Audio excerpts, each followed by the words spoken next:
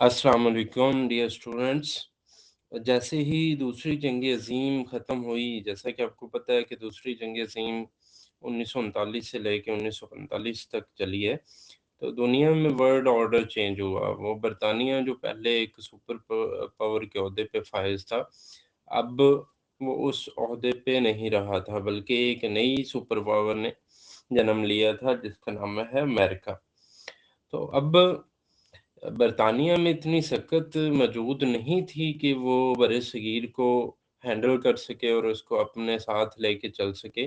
और इधर जैसे ही अमेरिका सुपर पावर बना तो उसने भी डीकोलोनाइज़ेशन का नारा लगाया। तो अब लाज़मी था बरतानिया के लिए कि वो बरे-सगीर को आज़ाद करे। लेकिन यहाँ पे एक मसला था कि वो आज़ाद किस तरह से किया जाए? मतलब बरे-सगीर को कैसे छोड़ा जाए? इसके लिए 2 राय यहाँ के जो मकामी लोग थे, उनमें 2 राय पाई जाती थी। जो हिंदू अ, लीडरान थे, उनकी राय में बरसगीर को यूनाइटेड ली आज़ाद किया जाना चाहिए था, जबकि जो मुसलमान थे और ऑल इंडिया मुस्लिम लीग की क़यादत थी, वो ये चाहती थी कि यहाँ पे मुसलमानों के लिए एक अलग रियासत होनी चाहिए और हिंदुओं के लिए एक अलग रियासत होनी चाहिए। तो ये सारे चीज़ों को देखते हुए अ, बरतानिया की गवर्नमेंट ने जो मंसूबा बनाया, उसको हम 3 जून का मंसूबा कहते हैं। इस मंसूबे के तहत बरसगीर को आज़ाद किया जाना था। तो आज हम देखेंगे कि इस मंसूबे के अहम नुकात क्या थे, की पॉइंट्स क्या हैं, कि क्या मंसूबा बनाया गया कि किस तरह से बरसगीर को आज़ाद किया जाना चाहिए। तो पहला जो पॉइंट था वो सूबा पंजाब और बंगाल के हवाले से था, क्योंकि ये दोनों ऐसे सूबे थे जहाँ पे मुसलमान भी थे और गैर मुस्लिम भी थे। तो इनके लिए फ़ैसला ये किया गया कि जो मुस्लिम मेजॉरिटी हिस्से हैं वो पाकिस्तान का हिस्सा होंगे और जो गैर मुस्लिम मेजॉरिटी हिस्से हैं वो हिंदुस्तान का हिस्सा होंगे और इसके लिए एक हदबंदी कमीशन कायम किया जाएगा, जो कि इन दोनों सूबों को आपस में डिवाइड करेगा, कहाँ पे मुस्लिम अक्सरियत है और कहाँ पे हिंदू अक्सरियत है। दूसरा जो पॉइंट है ये सरहद के मुतल्लक था, जिसे शुमाल मगरबी सरहदी सूबा भी कहते थे और 18वीं तरमीम के बाद इसका नाम खैबर पख्तूनख्वा हमने रखा हुआ है।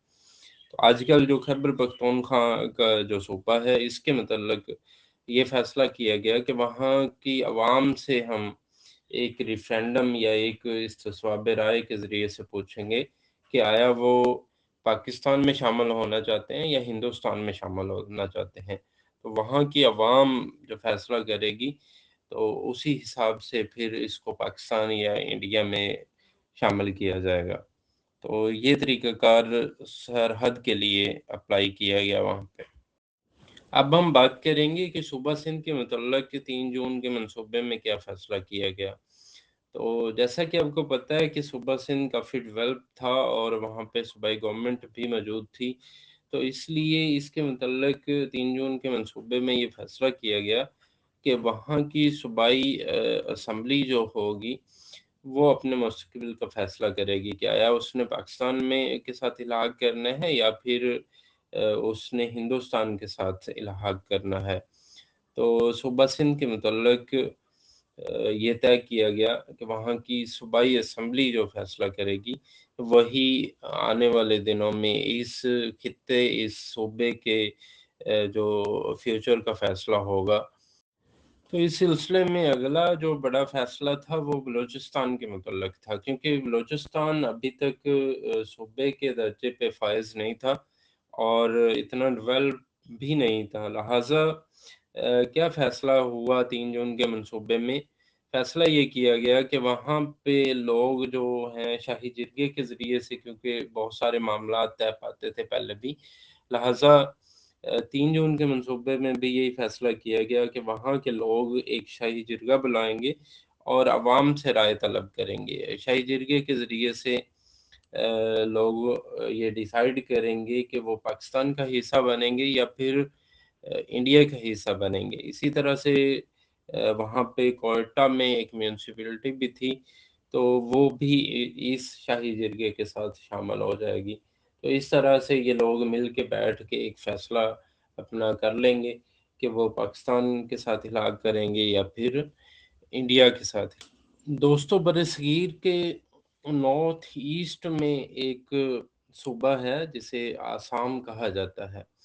تو اس صوبے کے ویسٹ میں ایک ڈسٹرکٹ تھا سلہٹ کے نام سے، جس کی آبادی مسلمان تھی کافی زیادہ۔ تو اس کے متعلق بھی فیصلہ کیا گیا کہ جب صوبہ بنگال جو ہے یہ 2 حصوں میں ڈیوائیڈ ہو جائے گا تو اس کے بعد سلہٹ کی عوام سے بھی استصواب رائے یعنی ریفرینڈم، جہاں پہ لوگوں کو 2 آپشنز دیے جاتے ہیں۔ ریفرینڈم جیسے آپ کو پہلے بتایا گیا ہے کہ لوگوں کو 2 آپشنز دیے جاتے ہیں، اس میں ہاں یا نہ کا آپشن ہوتا ہے، یا پھر 2 لوگوں کا نام ہوتا ہے، یا 2 آپشنز وہاں پہ لکھے ہوتے ہیں۔ اس میں سے عوام اپنا ایک آپشن جو ہے وہ چوز کرتی ہے اور اس کے ذریعے سے عوام کی قسمت کا فیصلہ کیا جاتا ہے۔ تو وہاں پہ بھی ریفرینڈم کروانے کا فیصلہ کیا گیا سلہٹ کے صوبے میں کہ آیا وہ مسلم جو ایک ملک بننے جا رہا ہے پاکستان کے نام سے، اس کا حصہ بننا چاہیں گے یا پھر انڈیا جو ایک غیر مسلم ریاست ہے اس کا حصہ بننا چاہیں گے۔ یہ جتنی بھی ٹیریٹریز کی ہم نے بات کی ہے، مطلب بنگال، پنجاب، سرحد، صوبہ سندھ، سلہٹ، بلوچستان، اس کے علاوہ اور دیسی ریاستیں وہاں پہ جو موجود تھیں، اس کے علاوہ جتنے بھی علاقے ہوں گے، مطلب اس میں تقریباً غیر مسلم میجورٹی تھی، ہندو وہاں پہ میجورٹی میں تھے، تو وہ ان کے لیے فیصلہ کیا گیا کہ وہ جو ہیں وہ انڈیا میں شامل ہوں گے۔ مطلب دیسی ریاستوں کو چھوڑ کے، سلہٹ کو چھوڑ کے، بلوچستان، سرحد اور پنجاب اور بنگال کو چھوڑ کے، تو باقی جتنے بھی علاقے برصغیر میں موجود ہیں وہ تمام کے تمام غیر مسلم ریاست کا حصہ ہوں گے، کیونکہ وہاں پہ میجورٹی جو ہے وہ غیر مسلموں کی ہے۔ اسی طرح سے دیسی ریاستیں کیا ہیں کہ یہ ایسی ریاستیں تھیں جو برصغیر کا حصہ نہیں تھیں، بلکہ یہاں پہ حکمران راجے اور مہاراجے تھے اور یہ اپنی آزادانہ حیثیت رکھتے تھے۔ تو ان ریاستوں کے لیے بھی فیصلہ کیا گیا کہ یہ ریاستیں جو ہیں یہ ان کے راجے اور مہاراجے فیصلہ کریں گے کہ انہوں نے پاکستان کے ساتھ ہلاک کرنا ہے یا پھر انڈیا کے ساتھ ہلاک کرنا ہے۔ اور ان کے لیے ایک تیسرا آپشن بھی موجود تھا کہ وہ اپنی آزادانہ حیثیت میں بھی اپنا ایک الگ ریاست بنا سکتے ہیں۔ تو یہ تھا پورا پلان، ایک 3 جون کا منصوبہ جسے کہتے ہیں، اور برصغیر کو آزاد کرنے کا ایک پلان جو ترتیب دیا گیا برطانیہ گورنمنٹ کی طرف سے، لارڈ ماؤنٹ بیٹن کی طرف سے۔